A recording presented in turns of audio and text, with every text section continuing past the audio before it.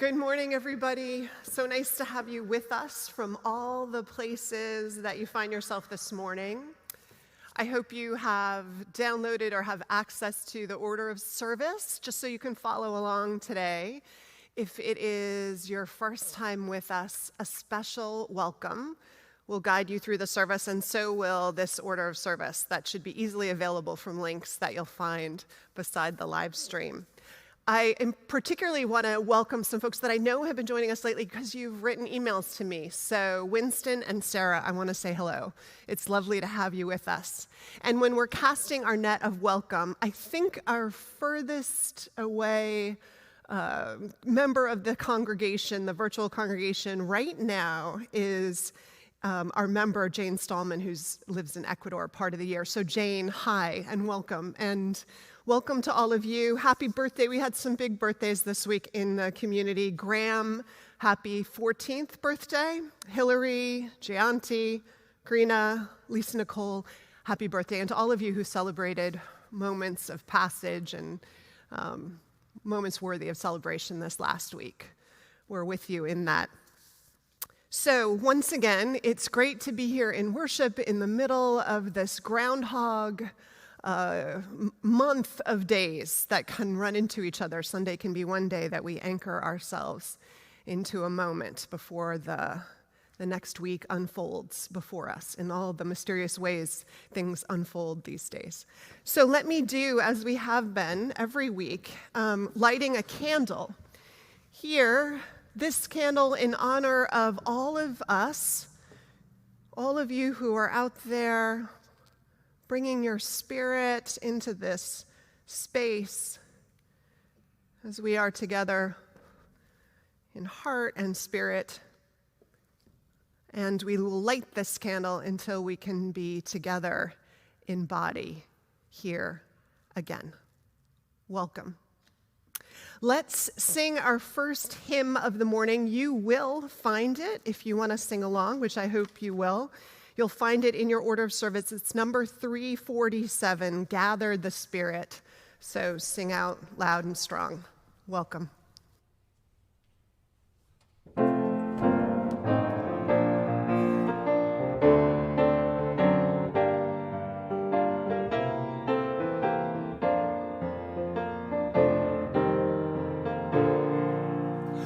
Gather the Spirit, harvest the power, our separate fires will kindle one flame. Witness the mystery of this hour, how trials in this light appear all the same.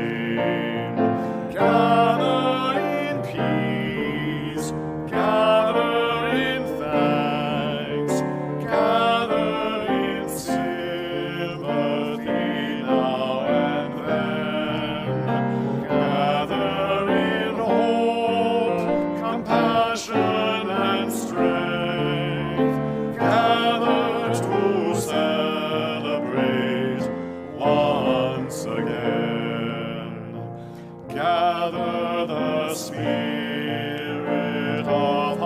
and mind, seeds for the sowing are laid in store, nurtured in love and conscience refined, with body and spirit united once more. Gather in peace, gather in thanks, gather in sympathy now and then, gather in hope, compassion and strength, gather to celebrate once again.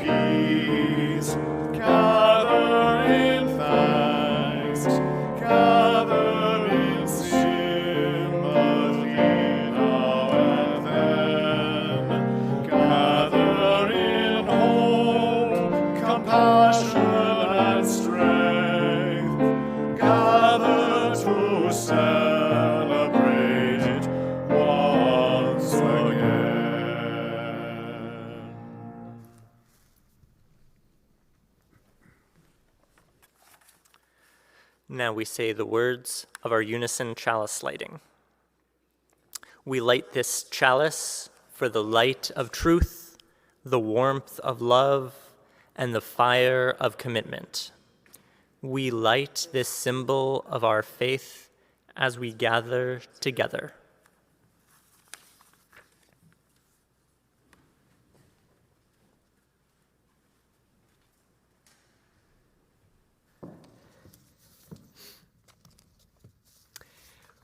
Well, as usual, our order of service is becoming like a mini newsletter.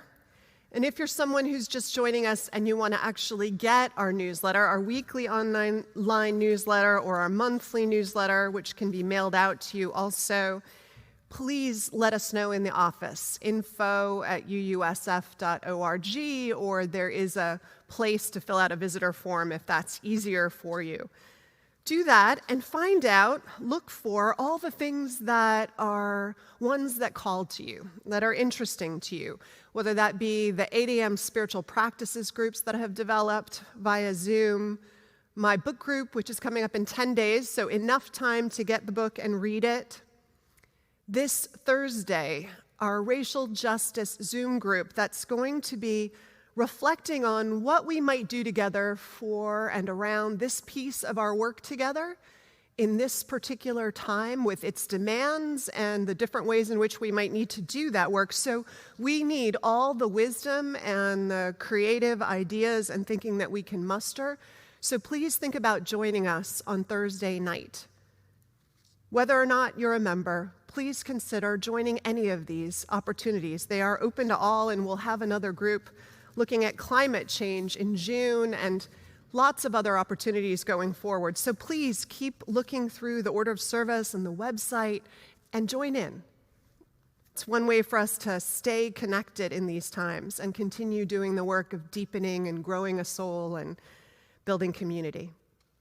I did want to say one thanks to everyone who responded even after the official end of our official fund drive and sent in their pledges last week. And particularly, I want to name the fact that a number of you who've been joining us via live stream, who have not even set foot in this space, sent pledges and donations to help us get to this year's goal as we try to make it through this uncertain and challenging year, robust, keeping ourselves together in this shared conversation about meaning and justice, and holding together through it all.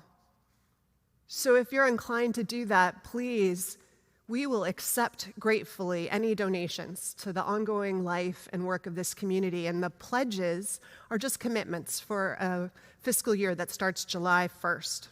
So you can hit a button and write in what you think you might be able to do to contribute to the year ahead. And thank you for all you all have already done to make this year a remarkable, successfully done fund drive. Excuse all those adjectives. I believe that concludes our announcements for the day. Anyone else have any announcements? It looks pretty quiet. So let's join together, centering ourselves for the morning in our meditation on breathing. When I breathe in, I'll breathe in peace. When I breathe out, I'll breathe out love. When I breathe in, I'll breathe in peace. When I breathe out, I'll breathe out love. When I breathe in, I'll breathe in peace. When I breathe out, I'll breathe out love. When I breathe in,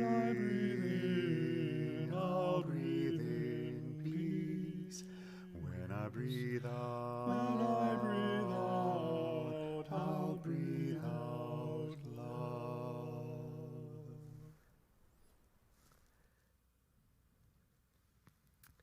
You know, the danger of having 3 bass baritones in worship on Sunday is that they start way too low for the rest of us.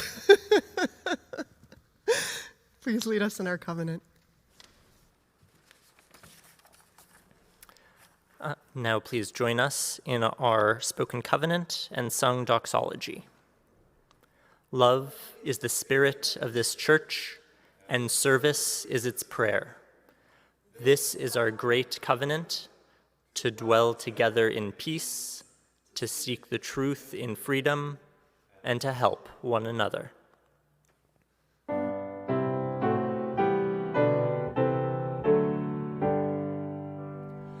From all that dwell below the skies, let songs of hope and faith arise. Let peace, goodwill on earth be sung through every land, by every tongue. De todos bajo el gran sol, soy esperanza, fe, amor, verdad y belleza cantando de cada tierra, cada voz. Amen.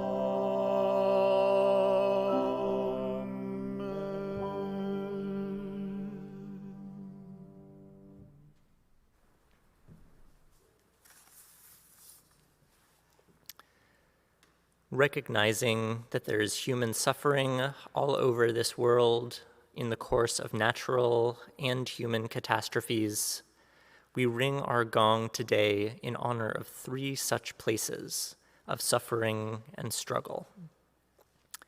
We ring our gong first, as we have since last July, in honor of the 7 children who lost their lives in federal custody in detention camps. And we let its ringing symbolically stand also for those adults who have lost their lives in these camps, those who remain in such camps, many separated from their families, and many now infected by COVID-19 or at great risk of infection. We also recognize those who wait in makeshift refugee camps at our border, waiting an asylum hearing. We ring our gong additionally once for the losses of the virus we know by name, 32,583 people worldwide who died from it this week alone.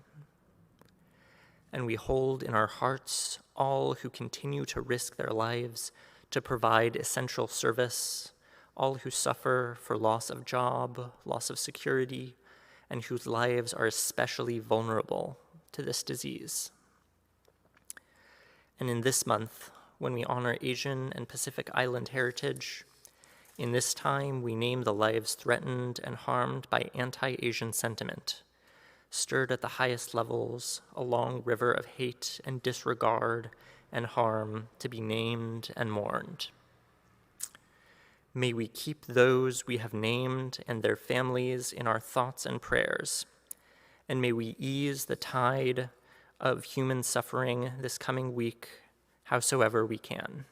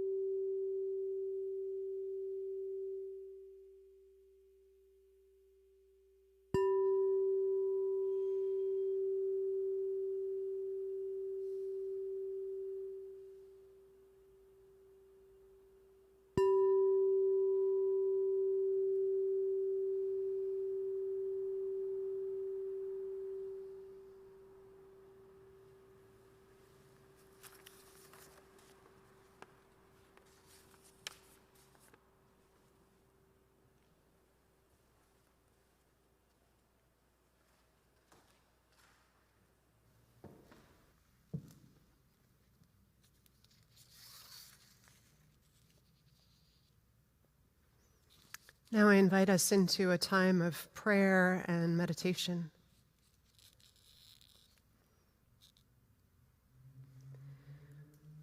We monks and hermits from all our various cells of retreat and intentional communities in close quarters or solitary still places,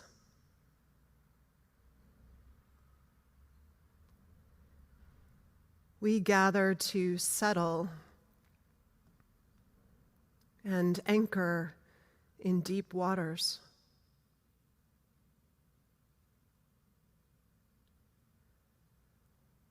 Let us breathe deeply.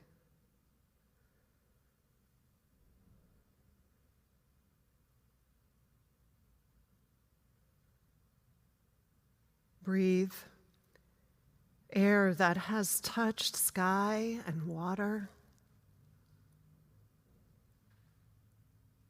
Air expelled by a leave's stomata that skimmed a bee's fur.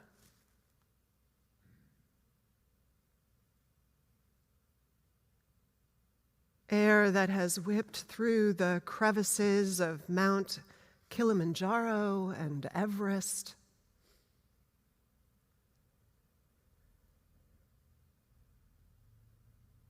Breathe. Air that has circulated through 10,000 years of life or more.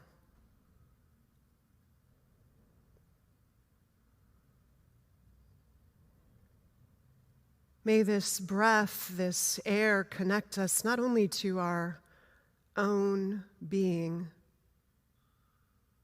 still and grounded, but to all life.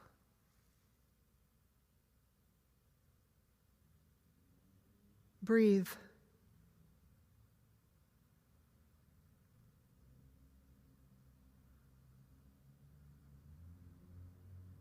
And know we are part of something bigger, something enduring,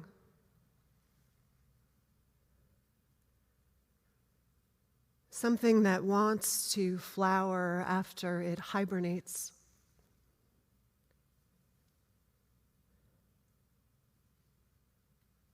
Something generative that has times of retreat.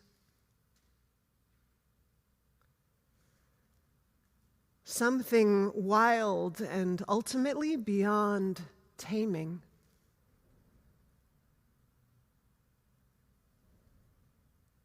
Something urging beyond itself.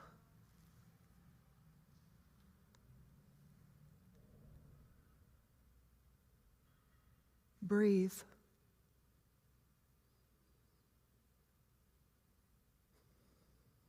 Life.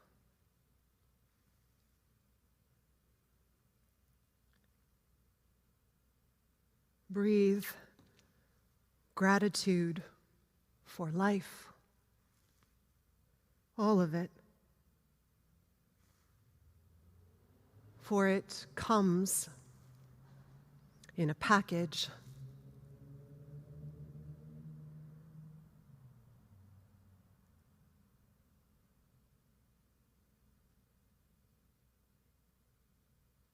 Breathe.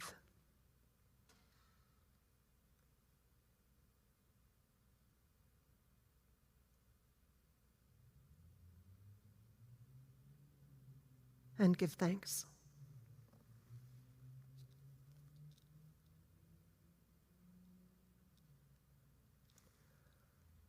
Amen. Next song is a hymn. Like good Unitarian Universalists, we've changed the words. You can read along with it and hum if you like, or just let it wash over you.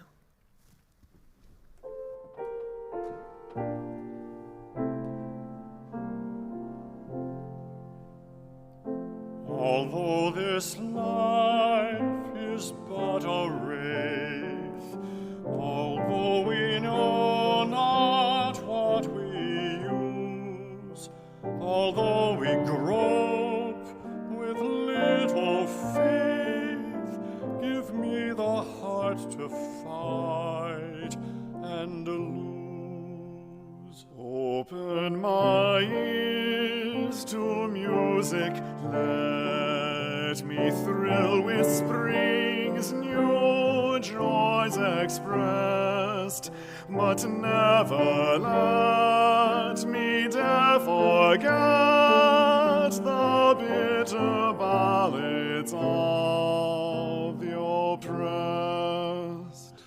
Ever insurgent let me be, make me more daring than devout.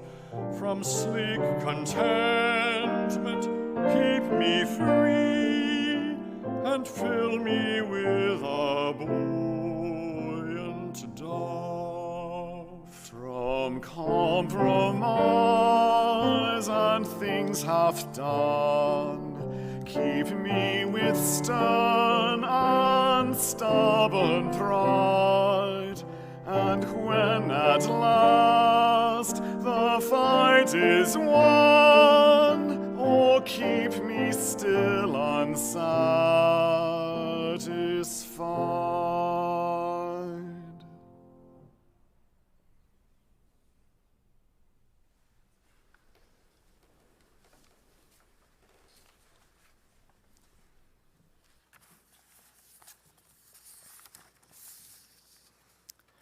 I've always been afraid of spiders. One of the ways that I rationalize it is that I always looked up to my older sister. I played with her Barbies, I grew my hair long, and she was afraid of spiders, so I was afraid of spiders too.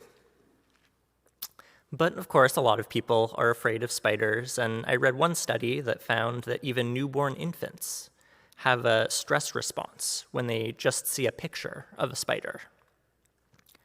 Now, of course, most spiders don't pose any real threat to humans, but we aren't always rational when we're evaluating risk. When our bodies are worried, our stress response turns on, and the only thing we can think about is fight or flight. Which is great when you actually need to run away from a poisonous spider, because then once you've gotten away from it, you can relax.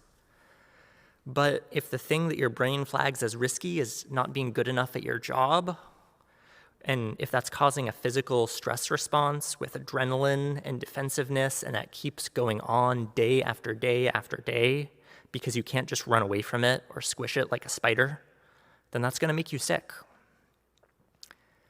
If the thing that your brain flags as risky is the mere thought of stepping outside or seeing other people, and that's been on your mind every day for the past 2 months with no clear end in sight, you can't run away from that. You can't just squish it like a spider. Our brains don't know what to do with it, and it's making us sick. We don't want to treat every single threat like it's a spider. The framework that I learned in the high school debate club for trying to rationally categorize risk has 3 parts. First, time frame. When wildfires are spreading now, it's better to prioritize responding to those rather than retrofitting your house for the next big earthquake that might come sometimes in the next 20 years. The second, probability. It's better to prioritize responding to the thing that has a 50% chance of happening rather than the one that has a 5% chance. And third, magnitude. All else equal, we'd rather prioritize fixing a big problem rather than a small one. But even when we have a framework, that doesn't mean that we're always going to be rational. Remember, our brains think everything's a spider that's out to get us. So even when we're trying to be rational, we often go with what makes the most visceral sense. And it's really hard for any of us to think about the abstract stuff. I understand what right now means. If there's a spider in front of me, then I need to get away. I understand what today means. I'll probably want lunch in a couple hours. I kind of understand next week, like I'll need to get some groceries, But if we're talking about next month, and even if we weren't in such a time of rapid change, what does next year mean on a visceral level? So when somebody says that if we don't cut our carbon emissions, we'll have a 1 degree temperature rise 30 years from now, what does that even mean? And if we can't grasp that on an intuitive level, is it any surprise that we're not worrying about those kinds of risks over a long time frame? And the problem with probability is that high probability means risky, but high probability also means normal. Cars kill over 30,000 people in the US every year, but it's normal. And we tend to start to forget about normal risks, no matter how serious the consequences. So what we're left with after all of these attempts at rational risk analysis is being afraid of the things that are right in front of us and big and unknown, still just jumping at spiders, but missing the risks that really matter because they're hiding in plain sight. As the Lorax might say, jumping at spiders forever will be, ignoring the later and normalcy. Unless our community can bring us back in, remind us to breathe and see our strength that's within. Focus on issues where we have lots of traction, then watch out, world, because we're taking action. And now the offering for the continued works and ministries of this congregation will be given and gratefully received.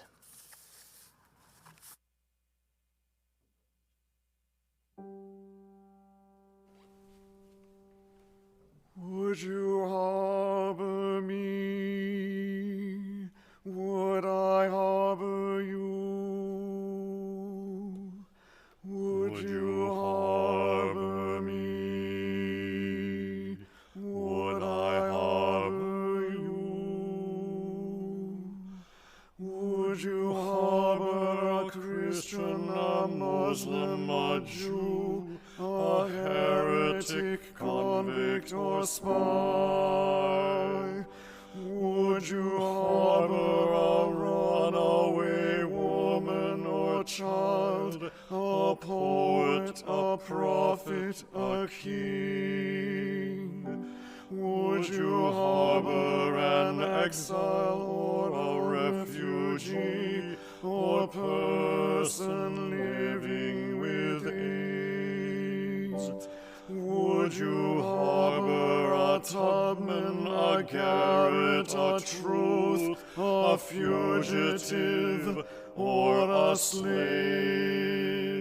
Would you harbor a Haitian, Korean, or Czech, a lesbian, or a gay?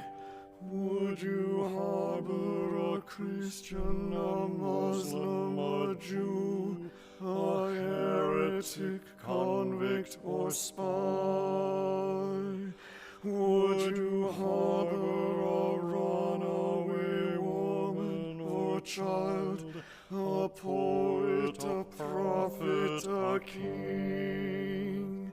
Would you harbor an exile or a refugee, a person living with AIDS? Would you harbor a Tubman, a Garrett, a Truth, a fugitive, or a slave? Would you harbor a Haitian, Korean, or Czech, a lesbian, or a gay? Would you harbor you? Would I harbor me? Would I harbor you? Would you harbor? Would I harbor you? Would I harbor you?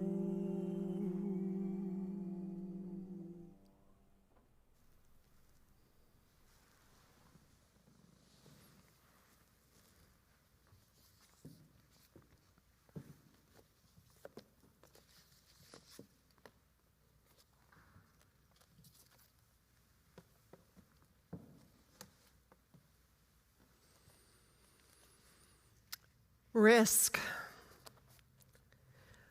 Like Sam said, it's a calculation we do in our heads all the time.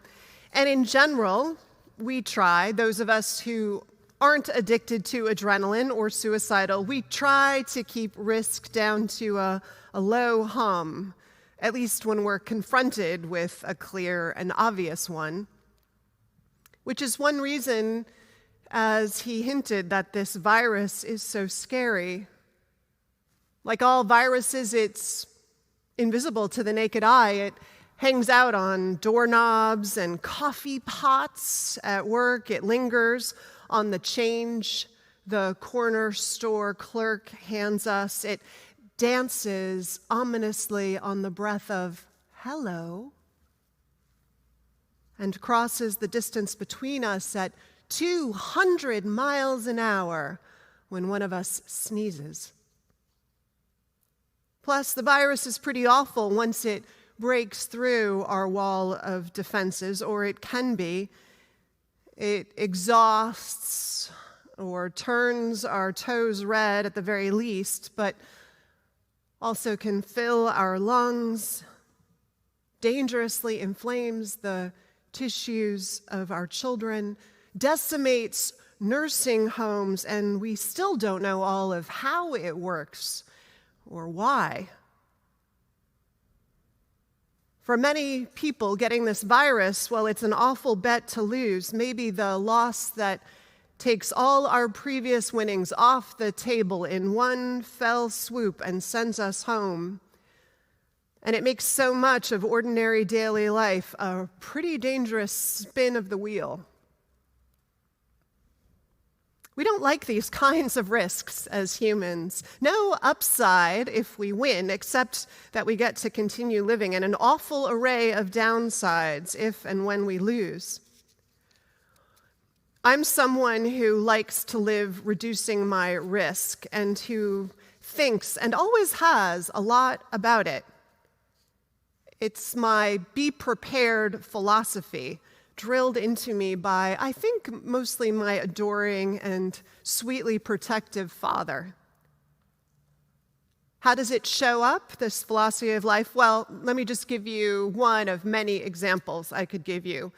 Every time I am at the beach, I wonder at least once, and often, if I'm being honest with you, more than once, whether there might be a shark in the waters, and I regularly scan underneath and around my feet to see if anything seems to be circulating there.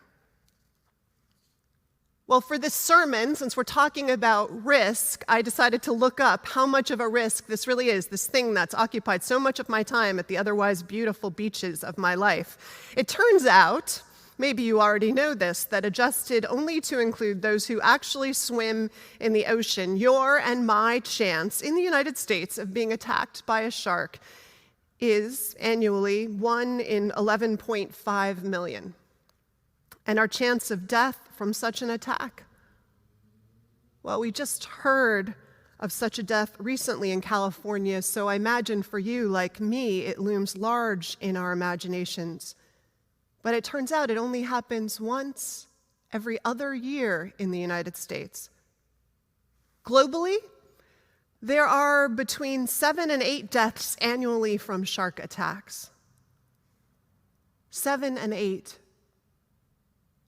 Far more dangerous, twice as dangerous, it turns out, is falling icicles. 15 people a year globally die at the hand of an icicle.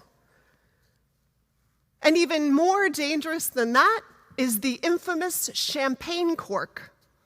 24 people die every year from a wayward champagne cork, often at weddings, so be careful. It's not just dancing the YMCA that can be difficult and wounding on your soul and body. It's those openings of the bottles. Ants, meanwhile, kill about 50 people a year, which is nothing compared to the coconut, which takes 150 lives a year on average, falling generally on unsuspecting people's heads. Elephants? I mean, they're smart and cute and committed to their loved ones, so we have a soft spot for them, but they do take 600 human lives a year, which is nothing compared to the hippo, who takes 2,900 humans a year. While the tiny, whiny mosquito kills 800,000 people a year with the diseases it spreads. This, by the way, would be a bad example of how the small can be mighty. So please use David and Goliath or some other story when you want to capture that important moral lesson. Now, if you happen to be sitting at home thinking smugly that you don't drink champagne, and you don't take siestas under coconut trees, or swim in the ocean, or go near hippos, then my fellow Americans, let me give you this piece of advice. Please do not sleep in a bed.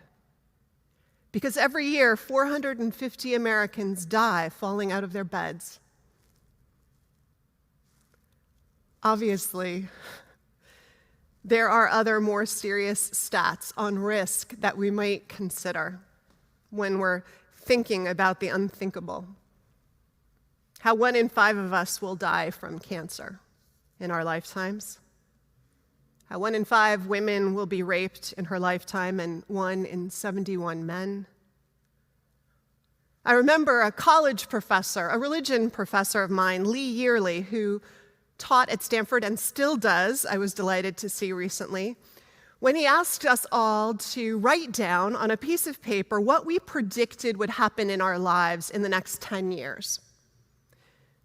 Then he asked us to share about it, and people talked about what they expected to fall in love, or get advanced degrees, or see the world, or buy a new car.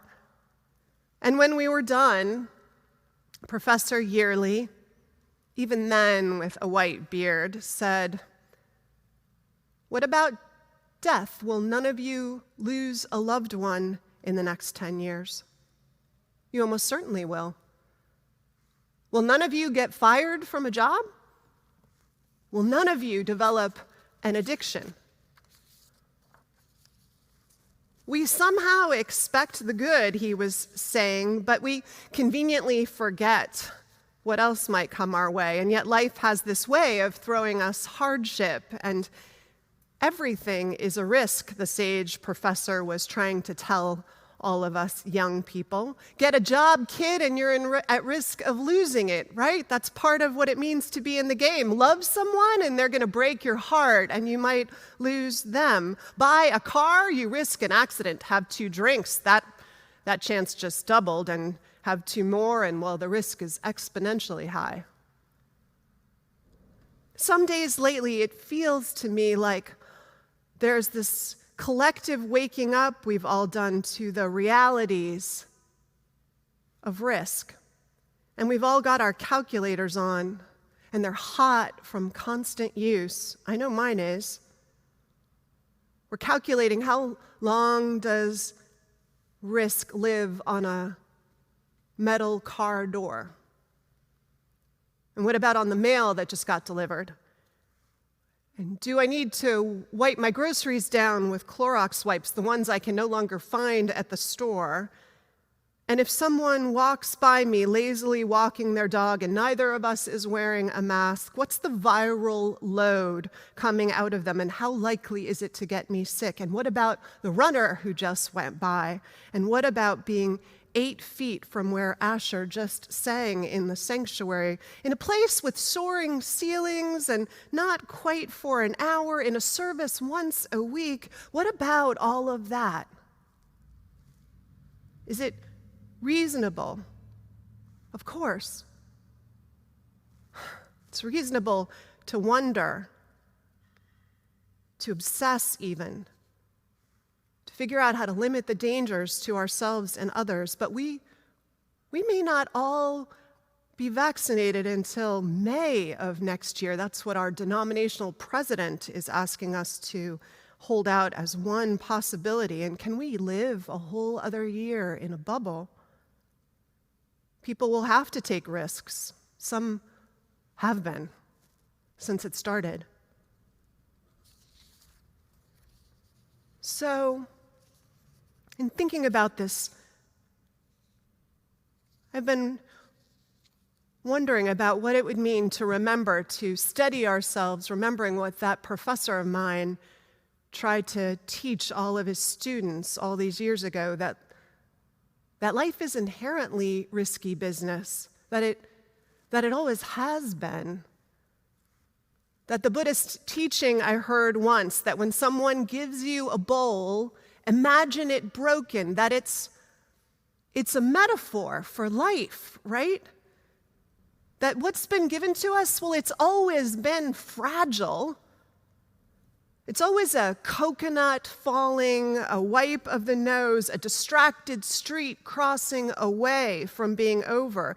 And so, bigger than our precautions, what if we sat deeply as religious people with that? Because, by the way, did you know that heavy stress can take 2.3 years off your life? So we have to find a good way to hold all of this.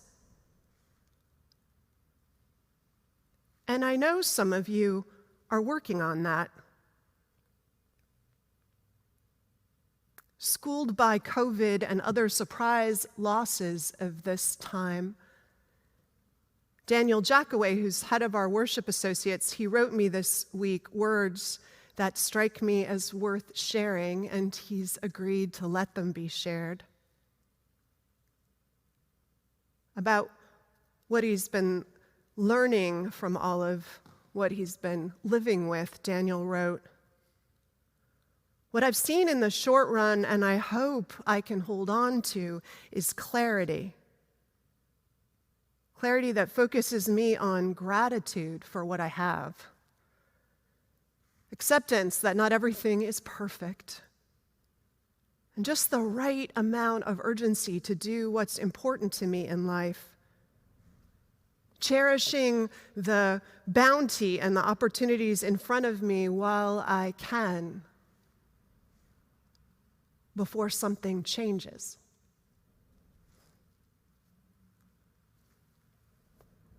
How do you live when you know in your bones what has always been true?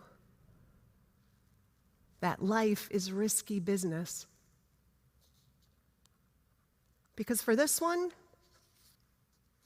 our calculators don't help.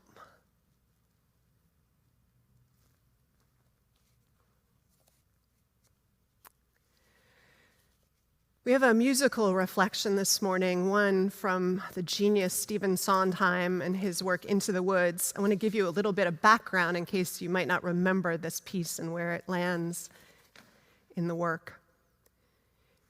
People often face great dangers to get what they wish. Sondheim's Into the Woods has this song set in such a tale. A baker and his wife, cursed to be barren by their neighbor, risk their lives for a child. After much Act 1 effort, they gain their baby. But a giant, unleashed in the midst of their quest, kills the mother. The distraught, grieving young father, tired of life's hard risks and losses, is in this scene visited by the spirit of his father, a father who recognizes the rippling effect of a risk he also took many years ago. Not completely. Are we ever? As far as I'm concerned, you are. Is that true? It's because of you that all of this has happened. I climbed into the garden to steal your mother a gift, and I foolishly took some of those beans for myself. How was I to know? How are we ever to know? Then she died, I ran away from my guilt, and now aren't you doing the same thing? No. Aren't you running away? No more questions, please. No more tests. Comes the day you say, what for? Please, no more. They disappoint, they disappear, they die, but they don't. What? They disappoint, in turn I fear, forgive though they won't. No more riddles, no more jests, no more curses you can't undo, left by fathers you never knew. No more quests, no more feelings, time to shut the door. Just no more.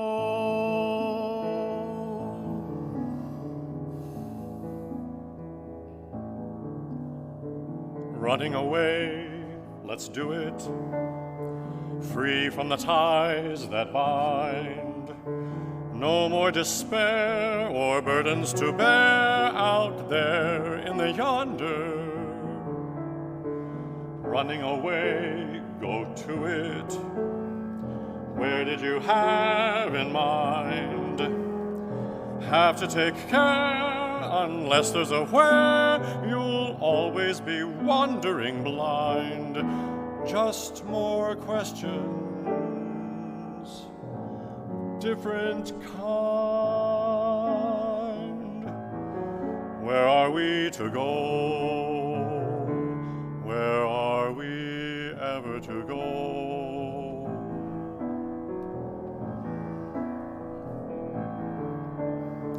Running away, we'll do it. Why sit around resigned? Trouble is, son, the farther you run, the more you feel undefined. For what you have left undone,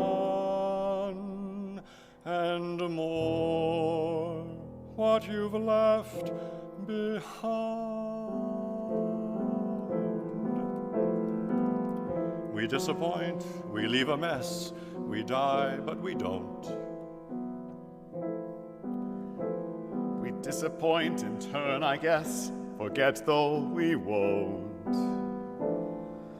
Like father, like son.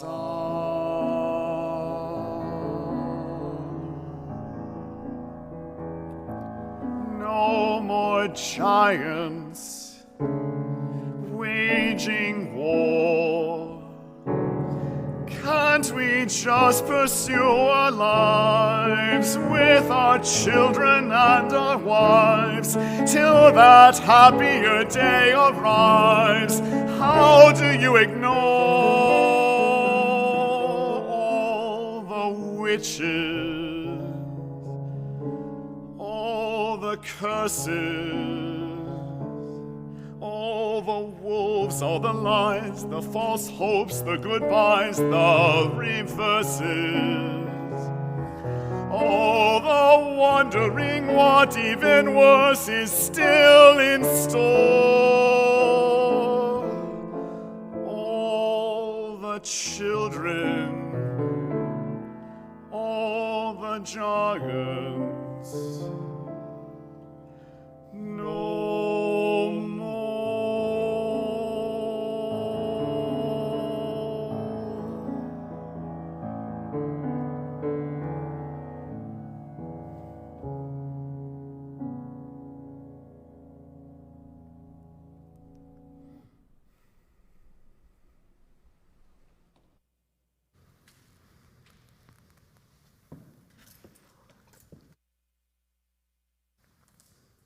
Thank you.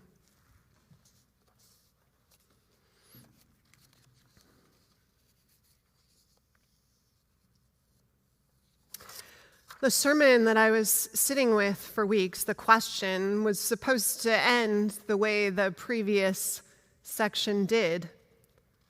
All of us embracing the idea of risk, how to live our lives fully aware, not just of the COVID risks, but the risk of life and the need to realize that this moment is anomalous and not anomalous. But then other news started coming in the last few weeks, and it was clear that a sermon on negotiating risk couldn't end there. There was some other part of the story, some other part we're in right now that was anomalous and not anomalous. What COVID was bringing to light, everyone points out, what it does is an exaggeration of what's already in the system, in the household, in the marriage. The good gets magnified, our peace of mind, our strong relationships, and so does the shaky and the broken. Which brings me to thoughts about risk in America. First, what caught our attention was news of the disproportionate effect COVID-19 is having on low-income folks in our country. Of course it is. Low-income folks are more likely not to have health insurance or be underinsured. They are disproportionately the ones who are in frontline jobs, the ones that don't come with protective gear when you walk in the door, or didn't in the beginning. Low-income folks are the ones who often don't have options to work from home, and even if they did, home might not be such a safe place because if we are low income, we tend to live in homes with a higher density of family and friends there with us. We are also disproportionately represented in jails and immigration detention facilities where the issues of overcrowding and rapid spread of the illness also looms large. If we are low income, we are homeless.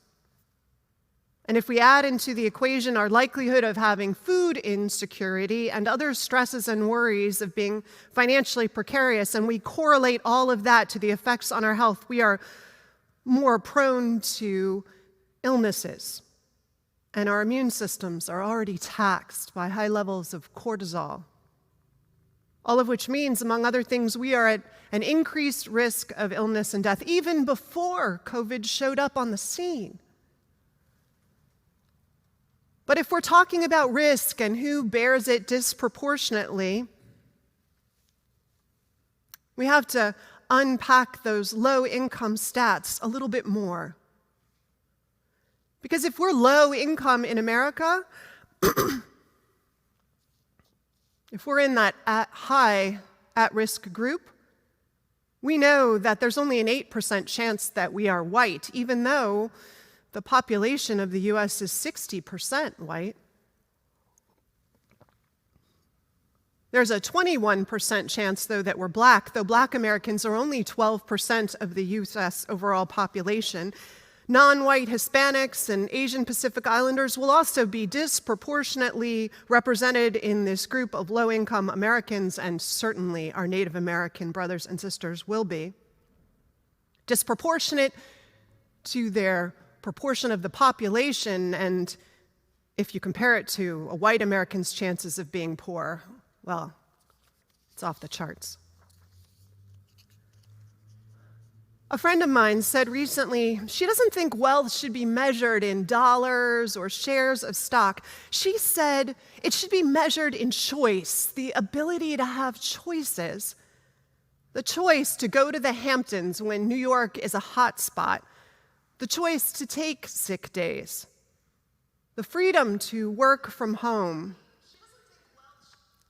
The ability to buy food that allows you that full belly so you can sleep well and have a better chance of a robust immune system the next day.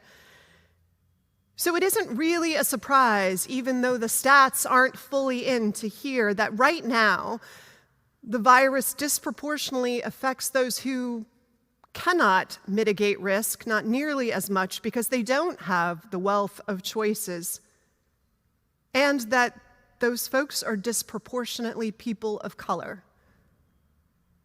What does that mean in COVID days? Well, it means, among other things, if we are black in America, we are twice as likely already to have died from the coronavirus than if we are white, and that's just the start.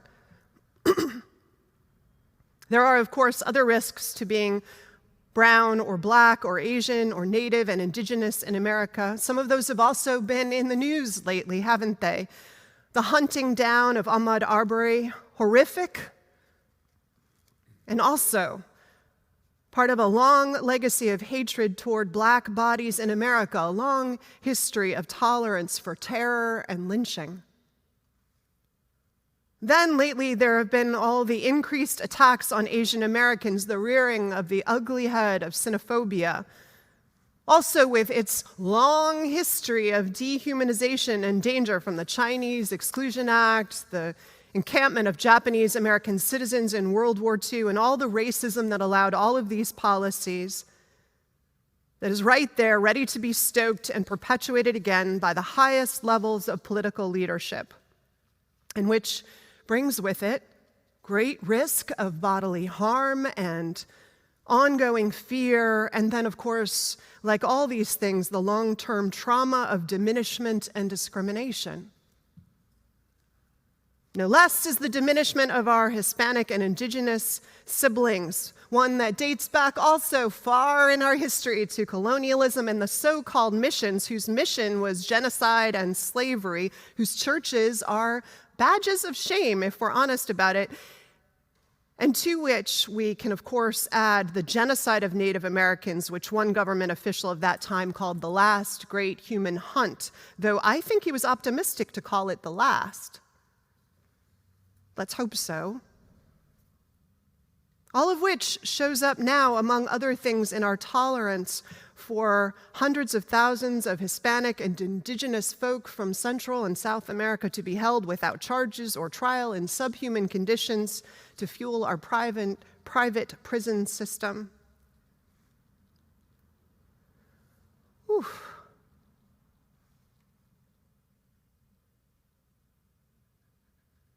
If you are non-white in America, you know the feeling of existential risk, of things about your world, about your body, not of your own making, that put you at risk you cannot mitigate. You know and always have what a tiny, invisible virus has forced all of the white friends and neighbors of yours finally to confront. The reality of living with a constant existential fear that you cannot entirely control or protect yourself from, even if many whites have more wealth of choice to seek out that protection. So maybe this chapter of our collective life as Americans, as awful as it is and will be, maybe it will teach our nation something about risk, something about terror. Maybe white Americans who are not low income will come to know in our twisting stomachs, in our late night waking sweats, in our weeping for lost loved ones, the senseless losses, know what an unacceptable reality it is for anyone to live with that kind of fear, at that kind of risk, so unable to do anything about it. Maybe. If so, maybe then, when our nation finds its vaccine for the novel coronavirus 19, we can start working on things that don't have a vaccine or a hope of that kind of quick fix. Maybe we can decide that the disproportionate, brutal, soul-numbing, body-breaking risk of some that has always been borne by some will be our next pandemic to fix. And ask all of our university and private sector experts and all our passionate problem solvers who have come to center stage, and our eager philanthropic funders and our citizens who are joining in unity and shared effort, put all of us to the business of unraveling this illness and discover the complicated behavioral changes and institutional and social reforms that this work will require of us, and start to heal. It would be the kind of work that faithful people are famous for, wouldn't it? The best of the work of faithful people. the work of resurrecting life from its places of decimation and loss. So, the second piece of the Sermon on Risk: God, grant us wisdom, grant us courage for the facing of this hour and the hours to come. May we learn to navigate risk, to mitigate all of it together. In that spirit, in the spirit of healing and hope, let's sing our final hymn of the morning. It's in your order of service.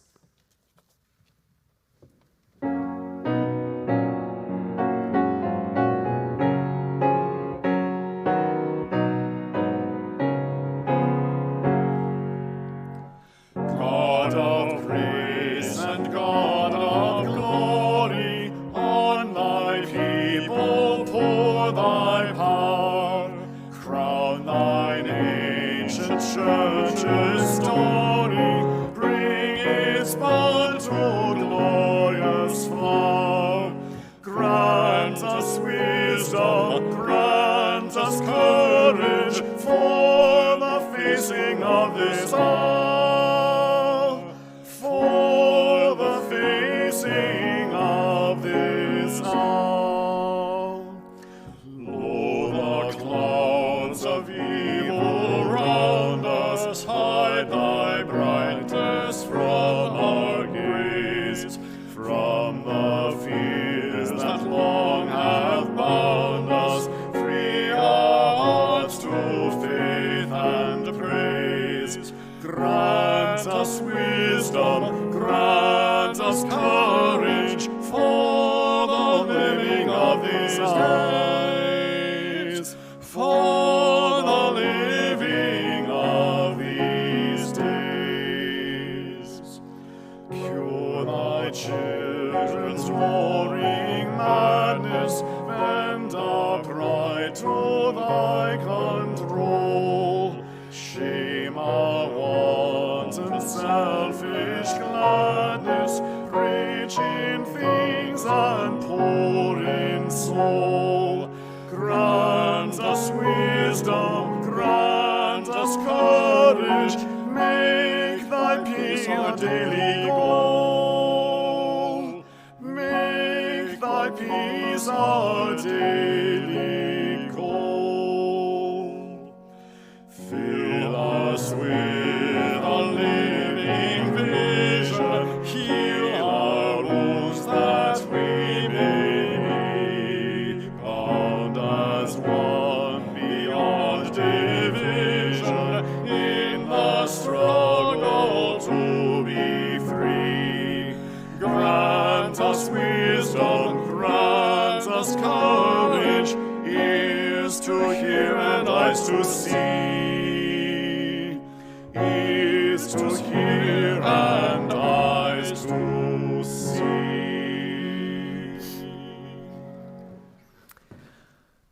And now, in our comings and our goings, may the light of love shine upon us. Out from within us, be gracious unto us, and grant us peace. For this is the day we are given. Let us rejoice and be glad in it. Amen.